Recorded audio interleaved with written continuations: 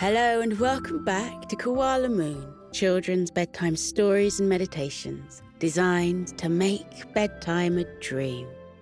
Cuddle the Puggle's Community Garden by Jane Thomas.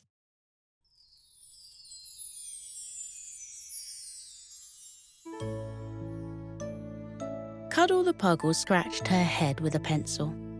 She looked across at her friend Kevin, a bouncy young kangaroo, and he shrugged his shoulders. Nobody in the class seemed to know the answer to Mrs. Bloomington's question. "Come on, dears," said the big fuzzy bumblebee, buzzing to a halt and landing on her desk at the front of the class. "I'm sure you must know. Why are bumblebees so important?" Cuddle raised a tentative hand. Mrs. Bloomington nodded eagerly. "Well," said Puggle, Is it because bumblebees know a lot and teach us things, like you, Mrs. Bloomington?" The bumblebee on the teacher's desk adjusted her glasses and sighed. She should have seen that one coming. "You're half right, dear. Well done for trying. I was really hoping that someone would know just how much bees do. Without us, there would be no trees and wildflowers. And without those, there would be no insects. And without insects, there would be no birds or animals." The class was clearly impressed as they all sat there with their mouths open.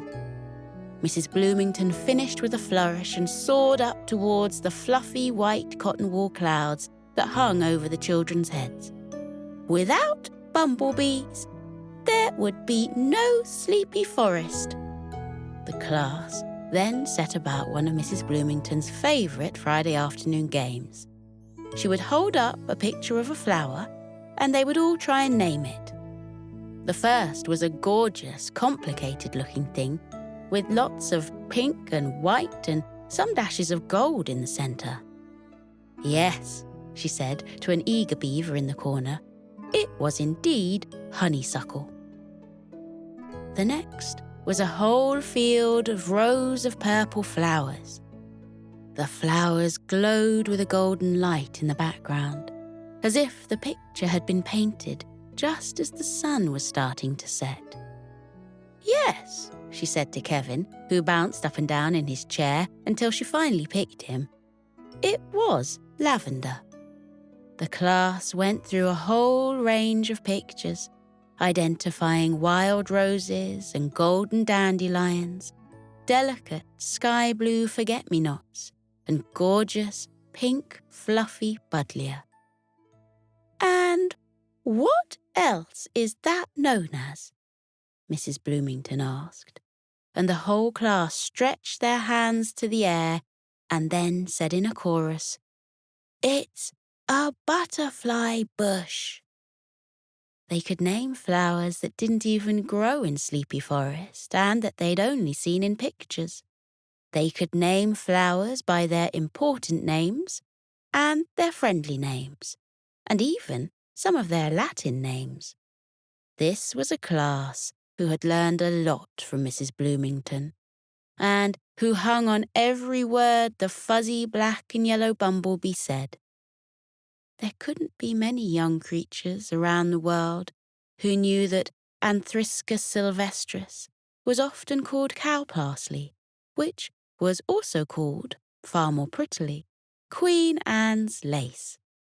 And Mrs. Bloomington was sure that very few other creatures would recognize the sunshine yellow shapes of Linaria vulgaris, and that it was known by some as common toadflax, and by others as, far more whimsically, butter and eggs. Flowers were the very centre of Mrs. Bloomington's world, and she wanted to be sure that her class knew that, whether they liked it or not, flowers were very much at the centre of their world too. So a few days later, when Cuddle and Kevin came up to her after class and presented her with the idea to create a small garden at the edge of the playing fields, it is hardly surprising that Mrs. Bloomington was very excited by it. She immediately buzzed her way across the fields, Cuddle and Kevin rushing to keep up so that they could show her the patch of ground that was neither used for one thing nor another. It was where the children of Kookaburra Kindy sometimes disappeared to if they wanted to share a secret or just have a few moments away from the busyness of the world. "You see," said Cuddle, "you said that flowers are important, and we thought we could put some here, and, well, that might be good." "Just think how pretty it will look, too," said Kevin, bouncing along the edge and indicating where they could plant lilies and roses and lavender. The next day, during their lunch break, the rest of the school watched as Mrs. Bloomington's class walked in a long line across the playing fields. Some were carrying plants, safely wrapped up in little terracotta pots, and others were carrying spades or forks, and an alligator at the back pushed a wheelbarrow in front of him, and the other animals took it in turns to jump in and out of the wheelbarrow and be pushed along for a few meters, before somebody else leapt up with a, "My turn, my turn."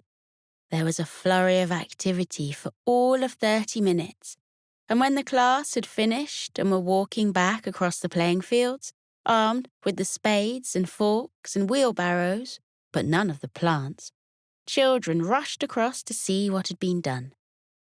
They saw the little patch of forgotten ground had become really rather glorious, all bright colours and flowers turning themselves towards the sun. And in no time at all, word got around to the bees and butterflies, and they fluttered and buzzed over to enjoy the new garden.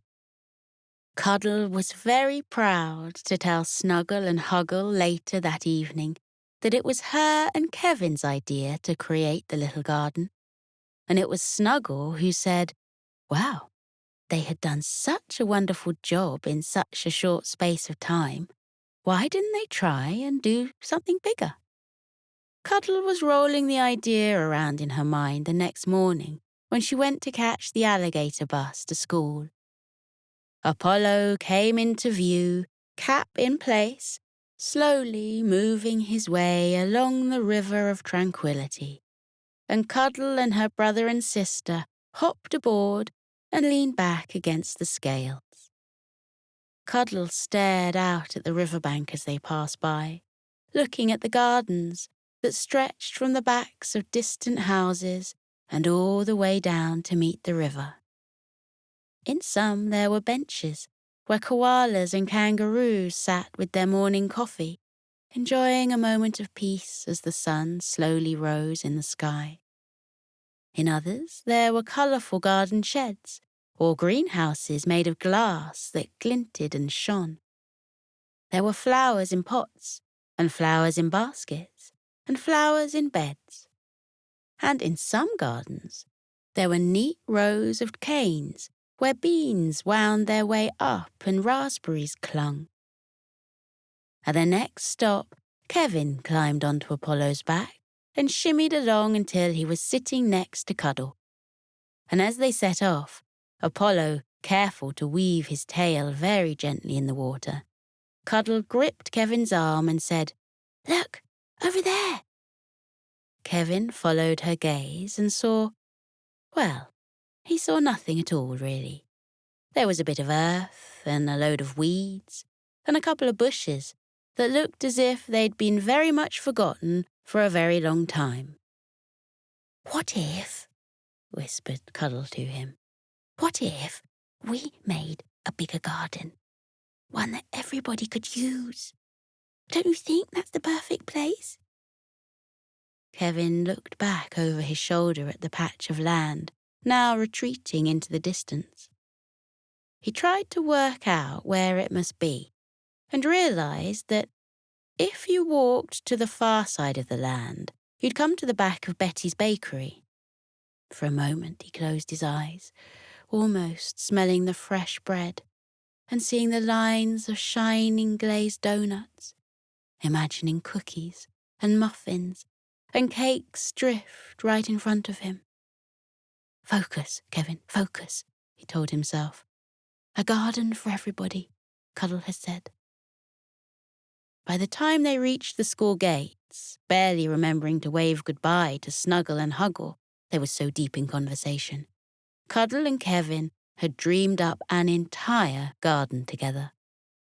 It would have seats where people could sit and enjoy the space, and flowers to make the place beautiful, and rows of vegetables and fruits that anyone who needed them could come and eat. And if everyone just did a very little bit of work, it was something that could be created in no time and looked after easily. A lot of little easy things would add up to one big amazing thing. They couldn't wait to tell Mrs. Bloomington all about their idea. But they would have to wait until after break time, because as soon as they walked into the classroom, Mrs. Bloomington was already buzzing her way into a busy morning.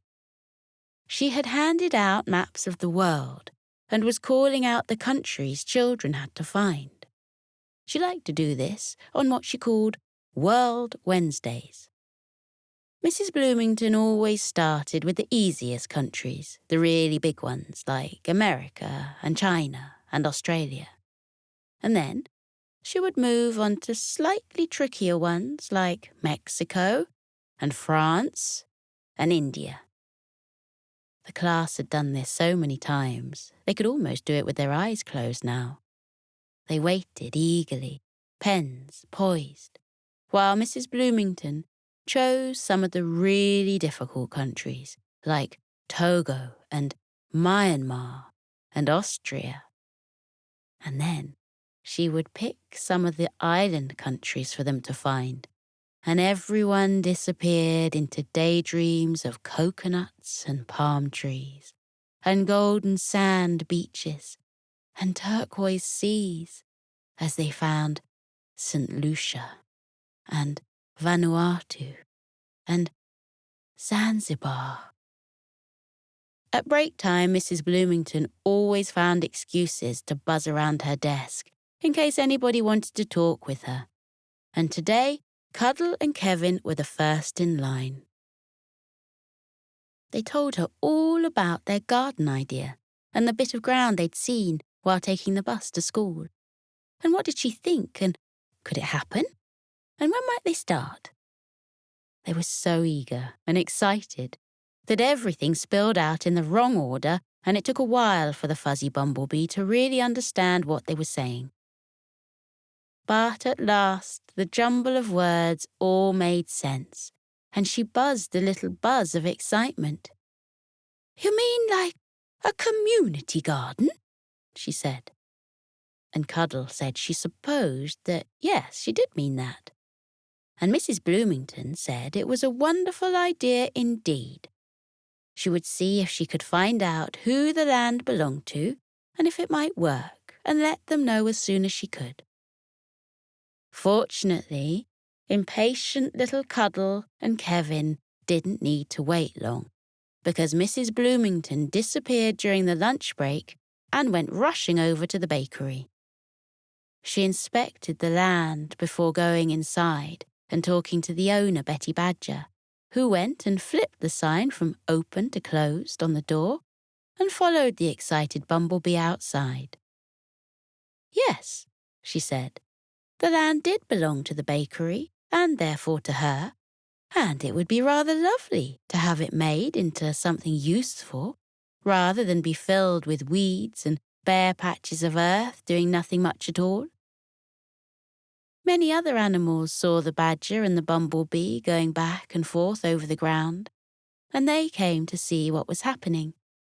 So, by the time Mrs. Bloomington went back to school for the afternoon's lessons, she had promises of seeds and flowers and canes and wood and all the things that would be needed to make a glorious garden for everyone. Word spread quickly around the school that over the weekend, anyone who wanted to help create some magic could meet behind the bakery.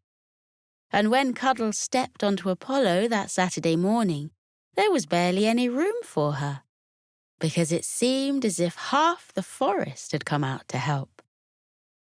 Creatures came from all directions with wheelbarrows and bags of earth and forks and spades and buckets and all the things they thought would be useful. The first task was removing all the weeds and clearing the space so that they could start afresh. A group of herons volunteered themselves, and they strode slowly through the overgrown patches, leaning down and plucking weeds out with their long, probing beaks.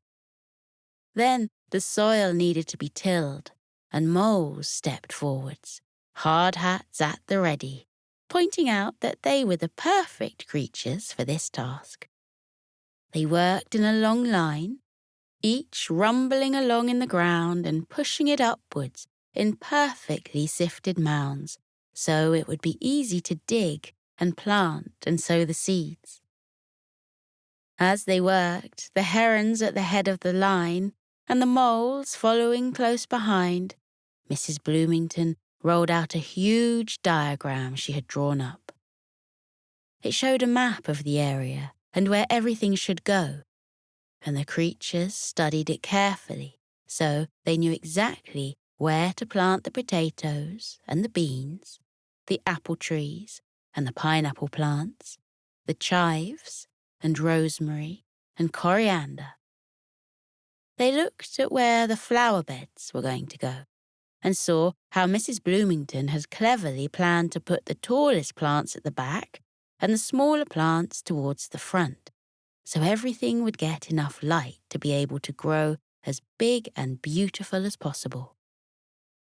There was a small area where she had even drawn in a pond, and she explained that this was perhaps a dream too far. But no, said a group of spoon-billed storks, pink feathers fluttering with pride. This is what their beaks had been designed to do, and a pond she should have. Once the herons had cleared the ground and the moles had tilled the soil, Cuddle and Kevin found themselves rushing from project to project, wanting to be a part of everything. They learned to lean the bamboo canes and tie the tops together, ready for the beans to pull themselves up. A gruff old badger explained all about companion planting, and they watched as he put marigolds alongside tomatoes and carrots next to leeks, bright blue borage next to strawberry plants, and thyme was teamed up with roses. It would ensure, he explained, that each of the plants would grow as well as it possibly could because they worked together. Cuddle announced she was going to be known as Calendula, and Kevin must be Courgette, because they were best friends and they worked well together too. But Kevin, much as he adored her, refused to be called Courgette. "I'm Kevin," he said. "Kev in an emergency. Kevlar if you have to. Kev Star if you must. But never, ever Courgette." Fair enough, thought Cuddle, although she did plan to go home that evening and change the note she'd written on the first page of her diary from "The Tales of Cuddle and Kevin" to "The Secret Lives of Calendula and Courgette." A group of beavers worked together in a corner to create a series of benches to put around the garden, munching their way through tree trunks and branches to create the perfect seats. The mongoose who ran the hardware shop had donated some cans of paint to the project, and Cuddle helped Coco the koala and his family paint the benches cornflower blue and sage green and buttercup yellow. The beavers also helped to cut the wood needed to build a little gazebo that would go right beside the river. This would be a place where animals could sit and watch the alligator buses glide to and fro, and see the turquoise feathers of kingfishers as they darted around, and the emerald and ruby flashes of dragonflies rushing up and down. Weaver birds showed the others how to take long yellow straws and ease them together, working them round and round until baskets had been created.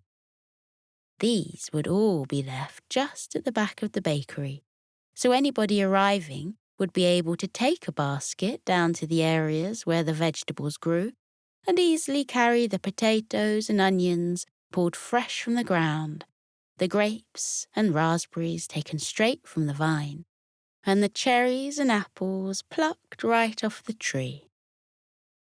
When she saw all the work that had been done to transform the rough patch of ground into such a beautiful garden, Betty was quite overcome. She was so inspired by what Cuddle and Kevin had done that she wanted to do more, even more than she had already done in providing the land. She went and spoke with Buck the Beaver, who nodded his head up and down and set back to work on a new set of branches. He created a box with a lid on hinges that lifted easily, and inside, Mrs. Sugarplum promised to put 5 fresh loaves of bread every morning. Whoever needed one could come and take it, no questions asked. Of course, word of this soon got around, for bumblebees are not only excellent teachers and the little creatures that keep the world alive, but also some of the busiest gossips out there. So by the time the evening was starting to draw in and the final finishing touches were being put to the garden, a hanging basket here, a plant pot there, 3 more boxes had been added alongside the one for Mrs. Sugarplum's bread. The cheesemonger mouse promised to add a selection of cheeses to a box each day, and the hens had promised to leave cartons of freshly laid eggs every morning. And Mr. Bliss, owner of the Sugar Dreams candy store, would slip a few bars of chocolate into a box each and every day. It had taken a single comment from Mrs. Bloomington to her class at the Kookaburra Kindy for everything to snowball until it went from a small flower garden on the edge of the school playing fields to a wonderful garden filled with all the fruits and vegetables and flowers and food that everyone in the whole of Sleepy Forest could share. And that is how things happen, you see. A single idea that is shared and rolled around a little can transform into something far bigger than anyone might have dreamed. Now, after the alligator bus had stopped to pick up Kevin, he and Cuddle both looked across at the little garden they helped to bring to life. They know that on Mondays there will be a group of elderly koalas sitting in the gazebo playing cards. They know that on Tuesdays there's a knitting circle who meet there to, as they say, knit and natter. On Wednesdays, they're likely to see a pair of very old otters who will be wearing, whatever the weather, scarves wrapped around their necks and mittens on their paws, peering out at the water and the world through tiny round glasses.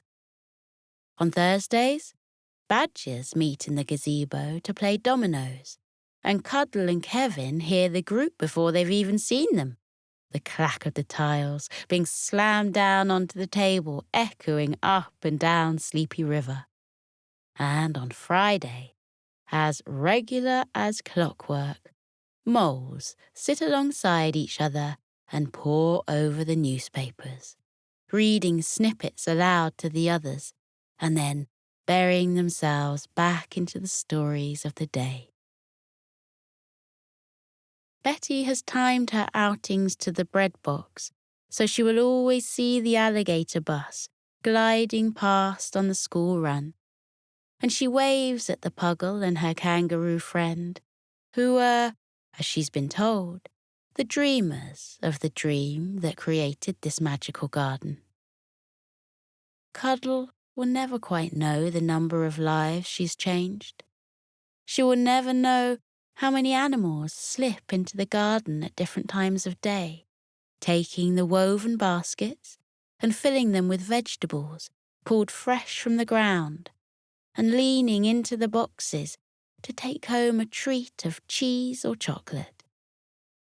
She will never know just how many creatures sit on the cornflower blue bench and feel a deep sense of peace being surrounded by the flowers and the bees and the butterflies. And she will never know just who it is who makes sure the growing beans are always wrapped around their canes, or keeps the jasmine and the honeysuckle covering the arches and trellises in perfect formation. And she will never really know how many people secretly whisper a heartfelt thank you as they leave the garden, refreshed and ready to go back to their lives again. But she does know for sure that the adventures of Calendula and Courgette have only just begun.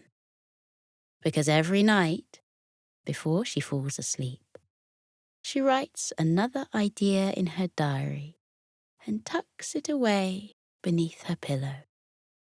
And she disappears into dreams where everyone is kind and giving and loving, and where butterflies rest on a field of lavender and bees cover themselves in the softest mounds of yellow pollen, and slowly, wonderfully, keep the entire world turning with a sprinkling of magic dust and a scattering of stars. Now we're floating into a deep and peaceful sleep. Feel how your muscles are relaxing. Your arms are heavy and your legs are too, as they loosen and release any tension remaining from the day. Feel how you let your body fall into the cozy warmth of your bed. Close your eyes. Let your eyelids be heavy. Breathe deeply. Breathe in and out. Breathe in and out as you continue to breathe deeply, and as you keep feeling how your body becomes soft and heavy with sleep. Let your mind drift away. That is the wonderful secret about sleep. While your body rests, lying heavily in your bed, your mind is set free, like a bird taking flight from a branch and flying up and up and up into the air. Feel how your mind loosens now, like a balloon that has been untied from a fence, and floats up and up and up like a bird. Up and up and up it floats towards the sky, until it reaches up into the clouds.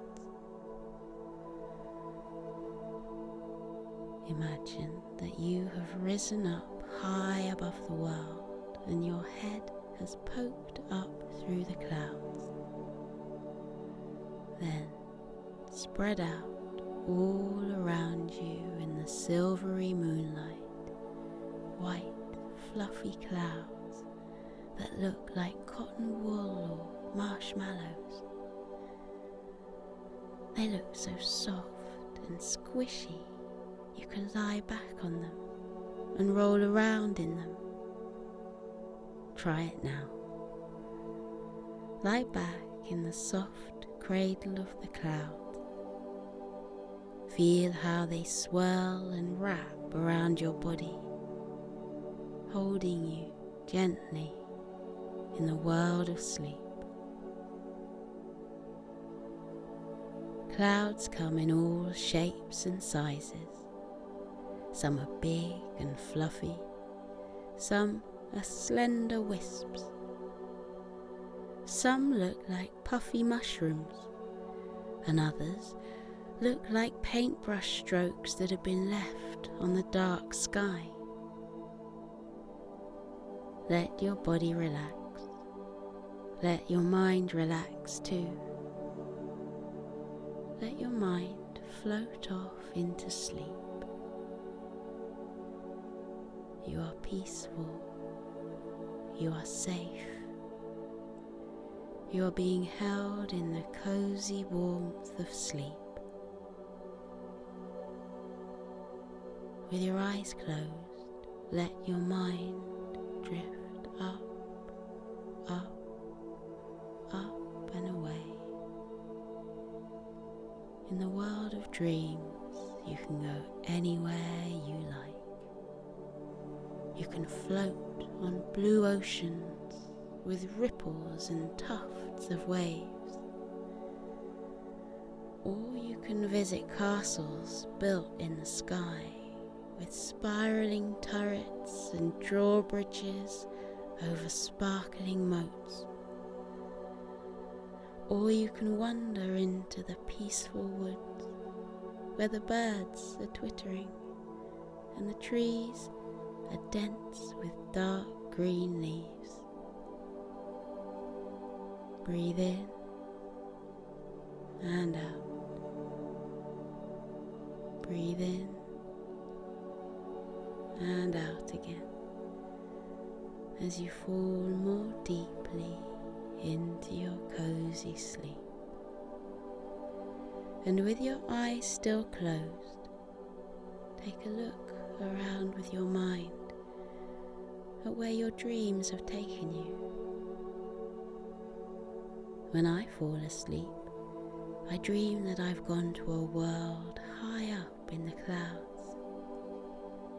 Sometimes the clouds are dappled silver from the moonlight. Sometimes they're soft pink and gold, reflecting the light of the twinkling stars. What form do your dreams take? Where does your mind go when you fall asleep? Maybe in your dreams there are flocks of white fluffy sheep huddling together on the green fields. Look at the mother ewe yawn widely before she tucks her little lambs beneath her woolly fleece. Or maybe you dream of a friendly dragon, curled up with his tail wrapped around him, a little trail of clouds puffing out of his nostrils. Look, the cloud dragon is smiling at us and waving. What a friendly dragon he is.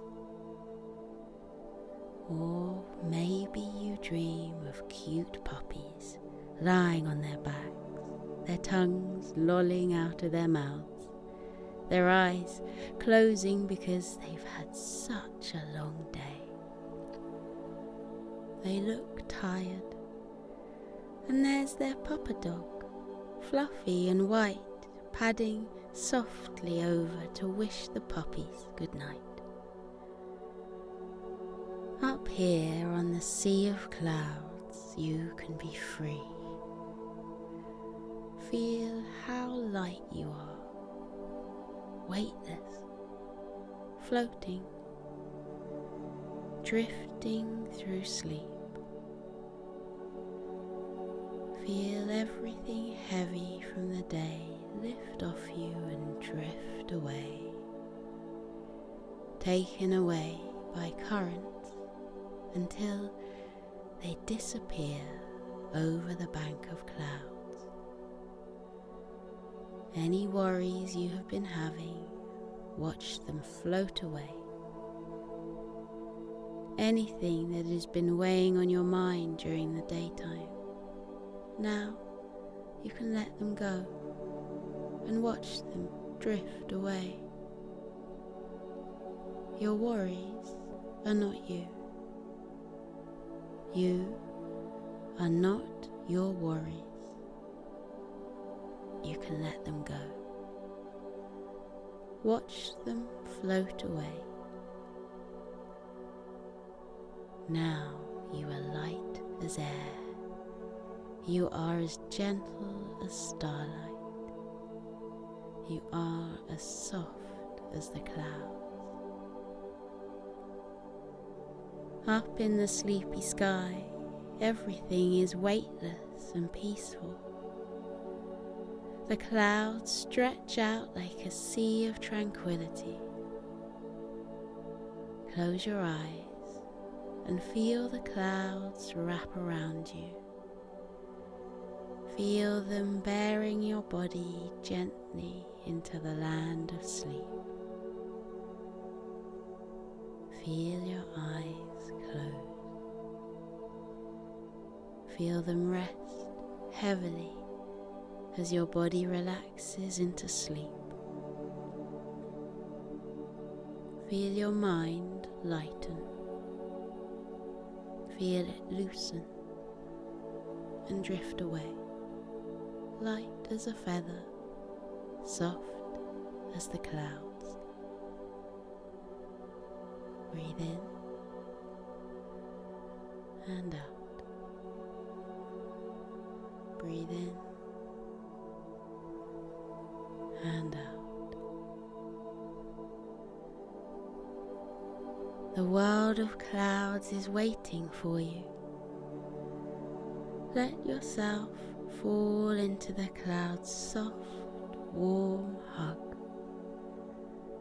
They are here to protect you. They are here to cushion you. They are here to hold you as you enjoy your deep and peaceful sleep.